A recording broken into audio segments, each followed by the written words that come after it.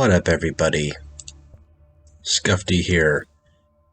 And it's Friday night. It's Friday night. The mood is right. It's time. We got ourselves a patch a couple days ago, about a day and a half ago. I didn't get a chance yesterday to break it down, so I'm going to go over it today a little bit.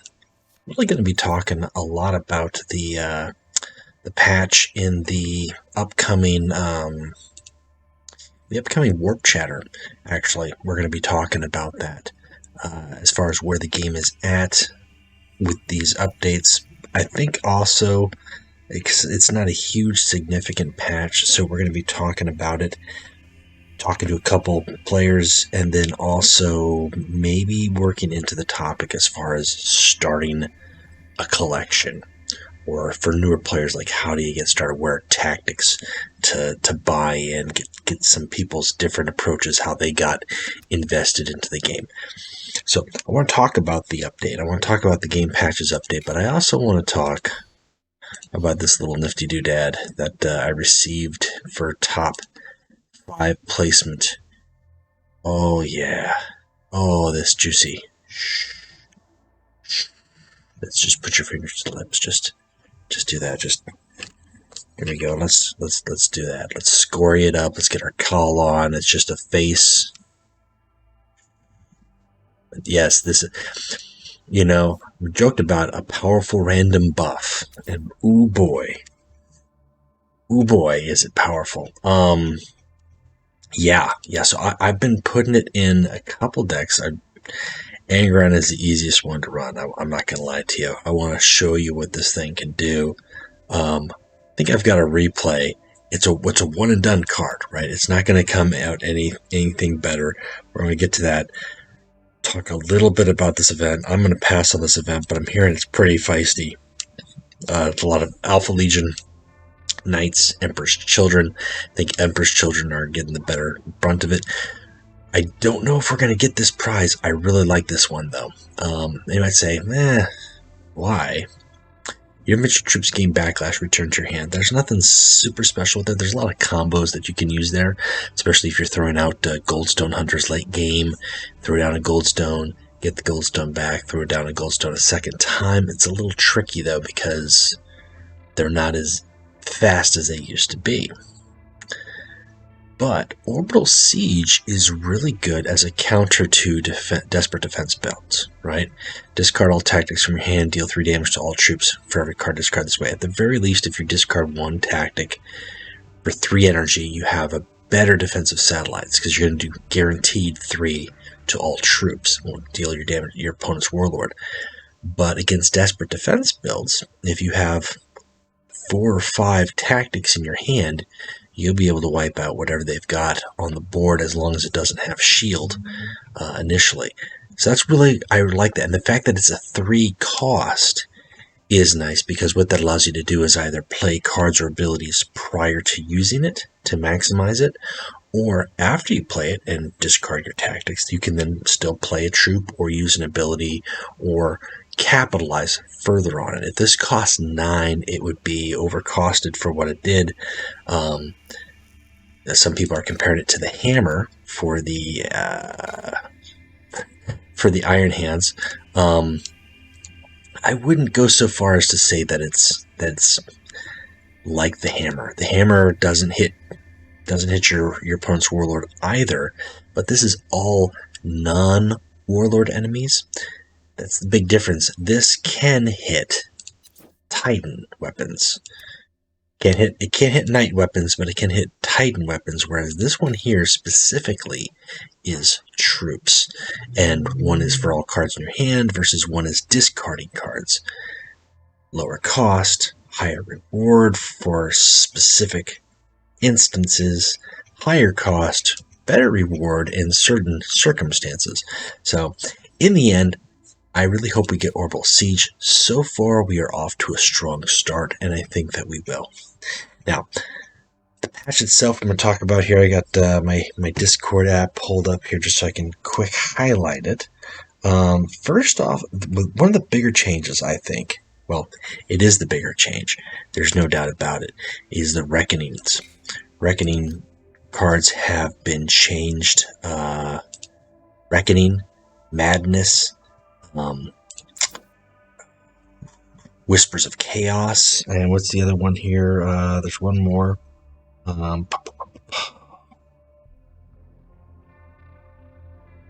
Dreadnought Internment and General of Cygnus. General of Cygnus, I think, of course, is Kabandha's Reckoning here for the Ruin Storm. Those all have their healing reduced from 8, which has been the way it's always been, to 5. That's not so big. I mean, it's big because it affects a lot of warlords. I think it's really going to shake up some of the classic, well, I'll just play the Primarch because he's got the extra healing. And now that's not always going to be super beneficial. I mean, healing 5 is nice, but sometimes that swing, I mean, it's really just given them, for some warlords, the edge that they already had is still going to be there. Some of them it's going to diminish, I think. Angron's Reckoning is really fused around that and kind of a last-minute burst, with the orders from Terra, whatever the case may be. Leman Russ as well, with his pack attack. So it's really like a fine knife's edge. I'm really kind of curious to see how that shakes things up. If next couple of months we see people deviating away from Primarchs. Some warlords like Magnus, I mean, it's hard enough for him to get to his Reckoning, and then at that point he hopes to stabilize. That might not be enough. Losing that 3 extra heal might not be enough. So it's interesting. I don't think it's terrible because it is across the board. It affects everything, and that's enough to force some options. It's something to keep an eye on. Unfortunately, compared to the Knights, who have a ton of healing at their disposal, it kind of seems counterproductive. The Knights did receive one change, which is the Flame Cannon. The Flame Cannon no longer deals 2 damage to all units. It just deals it to the enemy warlord and adjacent units. And I think that's fair. I mean, I'm not going to complain about that change. I don't think that's a problematic change. That lets you to, if you've got multiple troops on the board, Flame Cannon is not going to clear them all out. It's going to clear potentially 2 of them out, as well as damage your opponent's warlord. For clearing them all out, your opponent can still go with the old las cutter, right? But that's it. That's it. I expected if they're going to touch one Knight card that they would have touched 3 or 4 Knight cards. It just seemed kind of odd that they just went with that one. I don't know if they were looking at older data or we've got a bigger patch coming for the Knights as of yet. Maybe. I don't know. I mean, it just kind of seems odd because, like I said, I think there's 3 or 4 more cards here that they could easily address. They did do something for the Lionel Johnson. They changed his ability. They basically changed his ability to Holguin's ability. So for everybody who was upset that we got Red Loss and we didn't get Holguin, now we have Holguin's ability with Lionel Johnson. Also, they changed his Reckoning form, or not his Reckoning form, but rather his Reckoning cost. It's cost 1 extra more, but it's now reduced by 2 as opposed to 1 when a friendly troop completes an enemy quest or completes a quest. So if you complete 3 quests, you're going to be able to use his Reckoning at 9 energy. That's not terribly hard to do.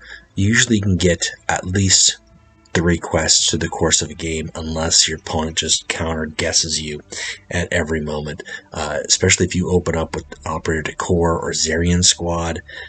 Follow that up mid to late game with something like the Dreadwing Proctor or the Oathsworn, the Namat Terminators. Pretty consistent, fairly easy to do. Adravian Moors is also an option, although I like using them later game when their stats are much higher. So he got a change. Now, I've been working on him a little bit, tweaking some builds, changed up some things. I haven't come to an opinion on him, on these changes and how they affect him. They're different. They're interesting. It changes my entire approach to deck building because he's no longer creating troops. He's pulling them from his deck, which means that the troops that you want to have in your deck are much more. You've got to build your deck tighter. You can't just, I'll just throw this in here and I can always create a Raven Wing. No, you're not. If you want that Boreal, he's going to have to be in your deck. If you want, you're not going to be able to get multiple Romulus. You're just going to get the one if you happen to have it. So that's a downside. On the other hand, if you really wanted to focus specifically on getting Astrovel out early, and then pumping up with either Deathwing or Ravenwing and really focus on the Ravenwing, you know what troops you're going to be getting with your deck. You're not going to get random stuff. You're not going to create a Ravenwing late game and get something like Mortarman Squad or Boreal if you don't want it.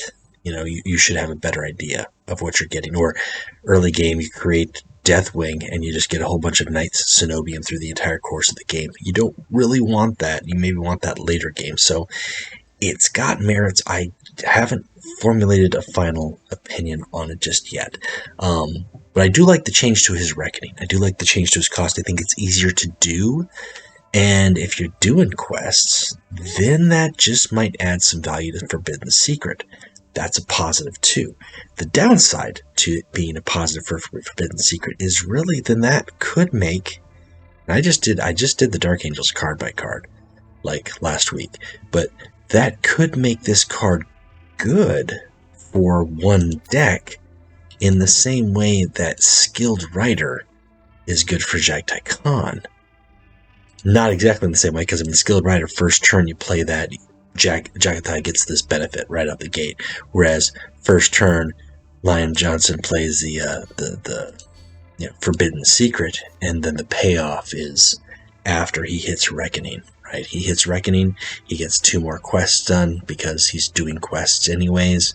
Then he goes into Secret of Warfare mode, which is nice, but again, more exclusive for one Warlord as opposed to all 4 of the Dark Angels Warlords. So I don't know. So I'm not really sure. I haven't come to I've got to try this out. I've got to try this out with the new Johnson. I'm just testing new Johnson and his ability right now. But maybe I really should shift more with the Reckoning. Overall, win performance has gone up slightly. But I've only gotten an extra 5 or 6 games in, I think, from where he was. 4 or 5 games. So we'll see about that. Another big change as far as talking Warlords is the Colitis Assassin. She kind of got some stuff taken away, but she got some stuff given back, and I think ultimately it's a better thing for her. This is the last little buff here. So she lost a couple of the options she had for her Warlords, which, aside from Maros of the Blood Angels, none of them were really good options that she had. They weren't fantastic. She gained back Ophidian from the Night Lord, so she can gain that shield and frontline. She also got Sergeant Cork, which is another frontline Warlord, and then she picked up Israfel, which is really nice because it's a cool unit's ability. It is a Dark Angel, and he allows you to pay. It's basically the Warlord version of Israfel, so you have an idea what the art looks like. But you pay 2 energy and you draw any card. You choose a card, but you get the 3. Choose a 3 from your deck and pick one. It's like a free tutor. That's really nice. On top of that, she got this Relentless. Now, this Relentless heals 1 is only when she's in Colitis Assassin mode. So she doesn't have this ability when she goes into her other form. What's nice about that is if your opponent repeatedly hits your Warlord over and over again to force you to change back, you're actually softening the damage that you're taking, because every turn you're going to heal 1 and then you can use your ability and transform again. You can choose not to use your ability at all and just have her healing 1 every turn. She's not going to have anything else to do other than attack, but that's something to do to kind of gives you beyond her 30 health. She can actually have more health as a result of that. it makes it interesting because really if you're fighting the Colitis Assassin, then what that means is you may want to hold off on face striking her unless you can hit her with 3 or 4 different troops at once to really reduce the counter impact of her heal. So now we're getting into ways to counter her counter to your attack. It's her Trace Buster. It's nice though. Ultimately, this is a buff. It gives her a little extra healing, and the addition of Sergeant Cork and Ophian especially are very strong warlord options for her to choose from. So if you don't have Colitis Assassin, look to get her, pick her up. She's fun. I've had fun with her for a long time. I mean, I've played a lot of games with her, as you can see. But she's good. She's got very high initiative. What's not to like? Now, Scoria isn't here yet. But he's coming. He's coming. You can probably, I'm sure we'll probably see him tomorrow or Sunday. With it being the weekend, it's very possible we're going to get a Scoria deck offer. And I'm going to be diving into that. But that's not the card we're going to be talking about. Now it's time to get into Forbidden Protocols. Let me just show you one game while I'm talking about it. It's just a basic practice game. I want to test it out. I ran through quite a few Angron games because Angron is a fast deck that I can get through my cards fairly quick. I can get through my cards fairly quick and get the cards that I need, as well as having fast vehicles, which can benefit from the Forbidden Protocols. So Forbidden Protocols is that 3 energy tactic. It's a legendary. It will soon be available in crates for you to pick up or in the shop. When it does, if you have gems, pick it up. In its current form, and I don't know how long we'll have this current form, but in its current form, it is amazing. First off, the vehicle gets +1/+1. It's guaranteed it's going to get +1/+1. Then the vehicle gets a Mark of Chaos. And depending on the Marks of Chaos, it's going to get another buff. Either +2 from Mark of Corn, +1 and Terror from Mark of Slanesh, +1/+1 from the Mark of Zeech as well as Unstoppable, or +2 and Poisonous from the Mark of Nurgle. Then it gets even more buffs. It has the chance of getting anywhere between +1/+1 to +2/+2. I believe that's an additional. As well as Ward, Survivor, Bloodthirsty, a Flank. I think there's one more in there too. Not sure. I'm not sure where the other one is. I haven't hit that one yet. I mean, it's bonkers. It's crazy for any vehicle. It costs 3 energy. Now, if you don't put it on a vehicle, you could just get +1/+1 to another troop. Don't do that. That's a waste of the Forbidden Protocols. You want to save this for your vehicles. You want to save this for a Tasty Lord or a Sark Land Speeder. If you're playing the White Scars, I'm going to be throwing this in all my White Scars decks because all of their vehicles are fast. All the good vehicles are fast. And what's not to like about a fast vehicle coming out with a 5/5 Bloodthirsty or, a 5/5 Bloodthirsty Ward Survivor? It's ridiculous. And I expect at some point, maybe down the road, the powerful random buffs might be changed, or the cost of this card might be increased as high as 5. But for now, where it sits, it's very gnarly. You're about to see what happens here on my next turn. Yeah, and this is just a small ink. I mean, this is a slow play at this point. There's no Sark Land Speeder coming out here. Pertrabo's looking pretty good. He's got that 22 health. So, okay, yep, there's no, what? And I've got Ward on there. Yeah, that's about it. Sorry, Pertrabo. 18 damage from basically 3 energy. I mean, granted the vehicle was already on there before, but you can expect to see more of that coming at you. Any vehicles that are on the board are going to become threats. You don't want them to stick around. You're going to want to find ways to get rid of them. you're going to want to consider. I mean, right now the card's not out in wide availability. There's just the players who were in top 10 lodges in this last event, right? So there's 20 players who had. Oh, this is this event. There's 20 players in each lodge. Currently, there's 200 players who've got this card in their deck. That's 200 players. It will go up. It will go up significantly once this card is in the shop, and when it is, you're going to want to take a look or consider running things like Frag Grenade, maybe even the Trap to counter those fast decks, or Frontline as well, because a lot of there's no unstoppable fast vehicles. All the fast vehicles are regular, so Frontline would really throw them off, or be a speed bump more than anything. That's probably the best way to go about it. It would be a speed bump. If you're seeing a lot more of them, Durak Rask would be a very good option to consider as a counterplay, especially if he's got Vengeance. So even though that Lork has got Survivor and Ward and 6-7 health on it, if you can sneak attack it with Durak Rask, then it is destroyed. So that's one way to go about that too.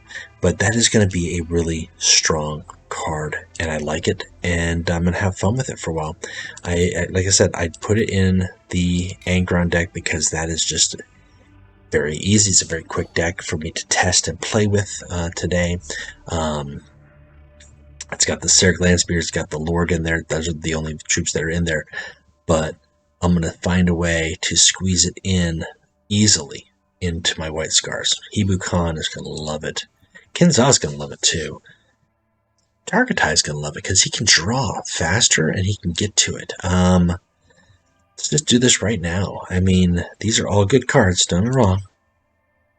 I almost want to take out White Tiger Dao because I've got so many vehicles in here. But White Tiger Dao is so good. Yeah.